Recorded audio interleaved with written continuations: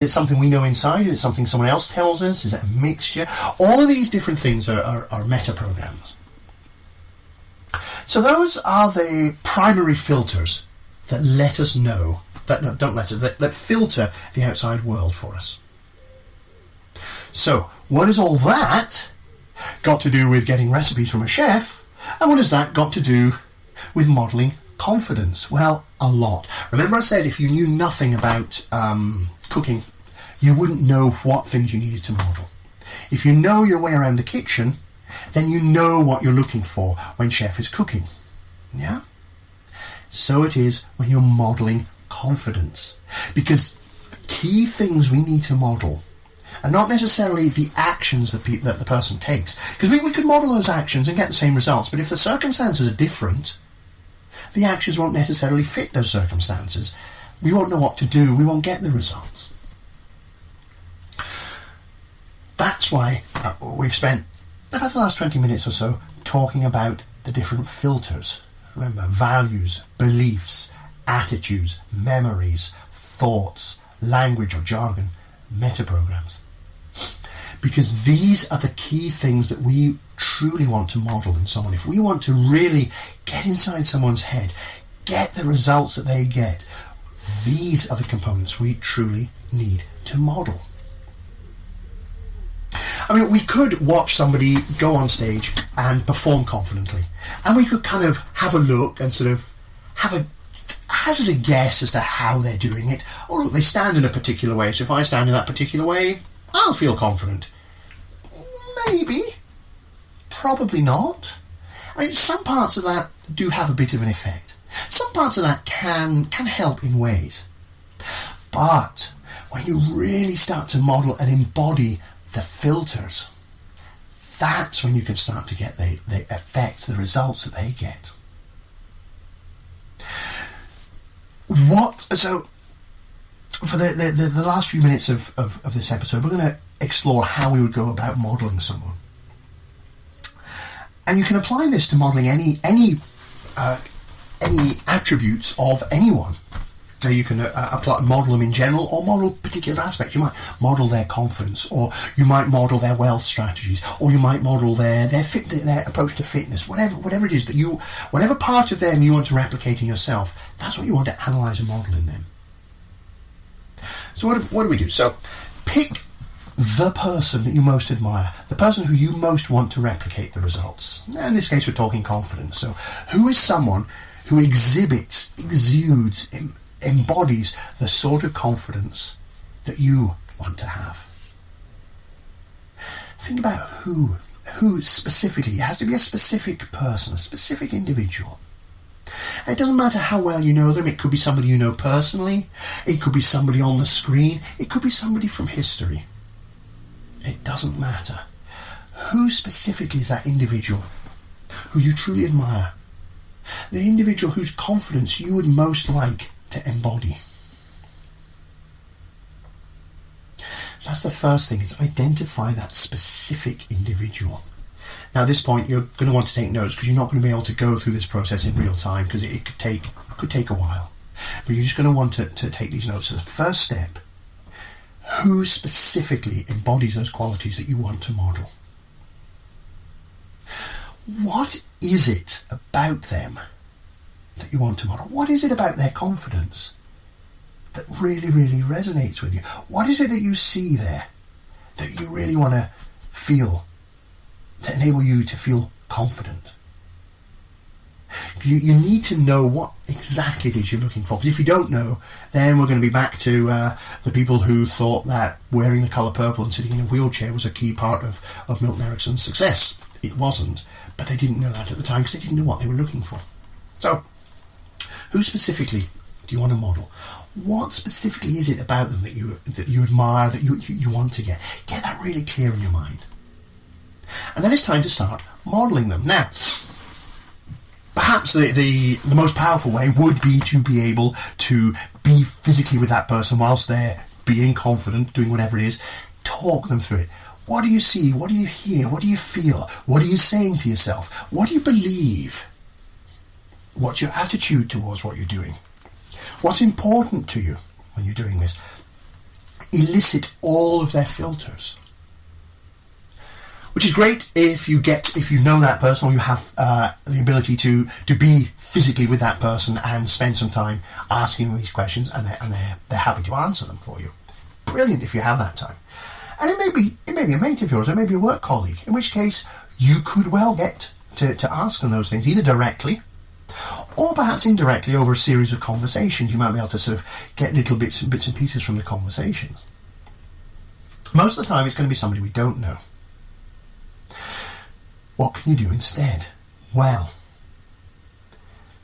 a great source is to watch, listen, read as many interviews with them as you possibly can. If you can get access to their autobiographies, that is an amazing source. Because as you watch the interviews, listen to them, read their autobiography, listen to them in interviews. Do that all the while bearing in mind that you want to pick from this what are their values, their beliefs, their attitudes, their memories, etc. What are all of these, their filters around the particular area of confidence that you're looking for? Now, I'm not saying it's going to be easy. You're not going to just sit down, watch an interview with whoever it is. I mean, you're not going to sit down, watch one interview with Sir Richard Branson and suddenly become a world successful entrepreneur. It'd be nice if it worked that way. We're not quite at that level yet. However, the more of his interviews you watch, the more of his blogs that you read, the more of his tweets you read, the more of his autobiographies, the more biographies other people have written about him that you read, the more you analyse what he does, bearing in mind you want to get out from this what are his values, his beliefs, his attitudes, his memories, his decisions, the language. What kind of language does he use? Perhaps you may need to learn that sort of language. Where can you learn that? The more that you can analyse people, this person's life through their biography, or autobiography is better if it's a true autobiography, not a ghost-written one. True autobiography is better because it's their words. A ghost biography is kind of second-hand. Well, even a autobiography is second-hand effectively because you're not getting direct access to them, but it's more likely to be their words. The more removed it is from the person, remember we spoke at the start of the programme, the more removed you are from Chef, the less accurate and comprehensive the information you're going to get will be. And so it is with these. The more removed you are from the person in terms of the information you're getting, the less accurate it's going to be, the more filtered it's going to be. So an autobiography, live interviews with them, talks by them, those are going to be much better.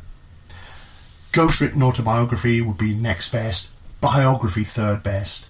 Reading what other people have to say about what they think this person's beliefs, etc. are, would be kind of fourth best. You're really, really stepping away there. But use whatever you can get.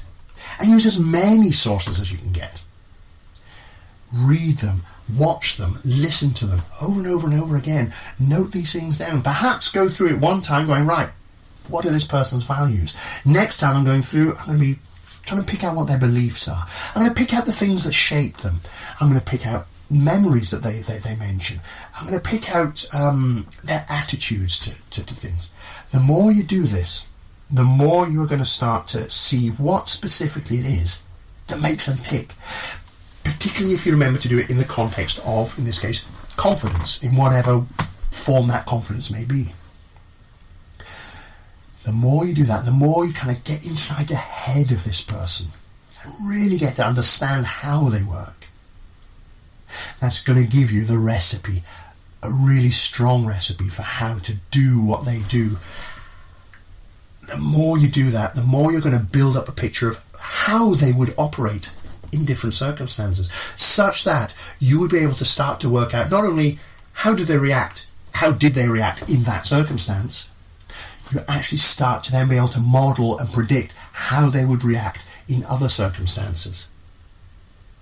And that's where this really comes into power, because when you can do that, you can then start to embody that yourself.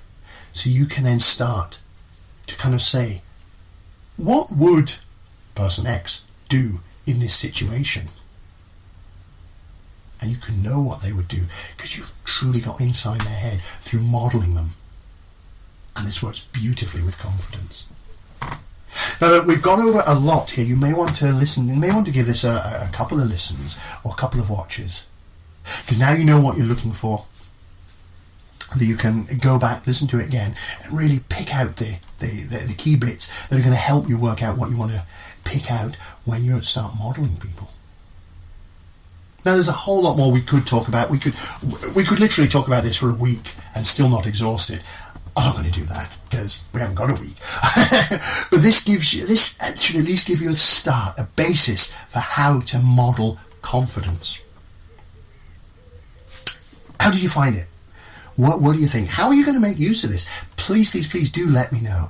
Wherever you're watching this or listening to this, however you've got access to it, pop on there. Rate us. Give us a 5-star rating. Or subscribe. Or leave some comments. Go to theconfidencealchemist.com/radio show. Find the page for this episode. Pop some comments in there. Let me know what you thought. How are you going to start using this to really build your confidence? Who specifically are you going to be modelling? Let me know. That would be really cool to know who it is you're going to be modelling, because that could provide for some really interesting future shows. I have some plans for some specific guests which I have in mind. However, if you're modelling someone that I can get a hold of, that will make for a really good episode. A really, really good episode for a future episode of the Confidence Alchemist radio show. If you know someone you want to model, and I happen to have access to them, and I can get them on as a guest, that's really going to help, yeah? So drop me a line, let me know who it is you want to model, why you want to model them, how helpful you found this. Subscribe, share it with your friends, rate us, whether it's on YouTube or Spotify or Dougie Stone Radio or Coach on Fire Radio or iHeartRadio or wherever it is, on the Facebook page or on the confidencealchemist.com/radio show page. In there you'll find the page for this episode. You'll find the show notes and everything. Wherever it is, let me know. Get in touch. Let's make this happen. That's it for this week. I will catch you in the next episode, and until then, take care, look after yourself, and please remember, change is always possible. And when you change your mind, you change your life.